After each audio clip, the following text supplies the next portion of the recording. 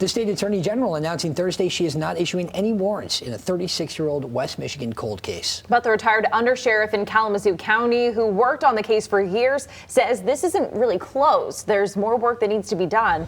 Our Lauren Edwards joins us live after speaking with him today. Lauren?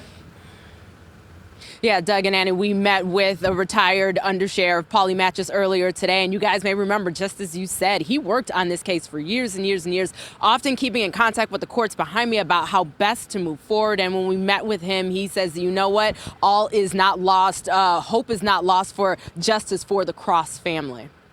They said we're not going to issue warrants at this time. They haven't given up. They're just not going to issue warrants at this time. Attorney General Dana Nessel announcing Thursday that warrants will not go out in the Erik Cross cold case. The teenager was found dead in the street near his home in Vicksburg 36 years ago. The AG did a lot of work on it, so I want to give credit where credit's due. They did pour a lot of resources into it. Retired Kalamazoo County Undersheriff Paulie Matches was at the meeting when Nessel made the announcement. He says that she was firm about more work needing to be done, which upset the Cross family. They said everyone's getting older, witnesses are starting to die off. It is a cold case. What do you got to lose? And the Attorney General's saying, well, but you only get one shot and we want to make it good.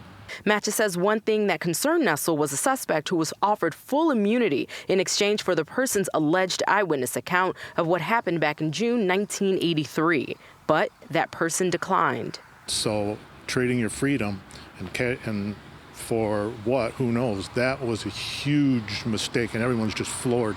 Matches says it's something you don't see. Matches, who worked on the case himself for decades, says the family was hoping for significant movement in the case. The family, like I say, absolutely livid, rightfully so. They've had to stick 3 years with this case with our local prosecutor who did absolutely nothing, and that upset them more. Matches says the sheriff's office is committed to the case. He says Nessel gave them steps on how best to move the case forward. So it's not over. This case is not dead. It's too bad somebody, after today, goes back to being a prime suspect in this matter. We're going to see how it shakes out.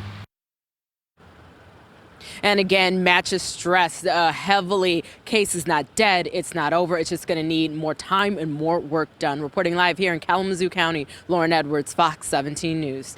All right, thank you for that, Lauren.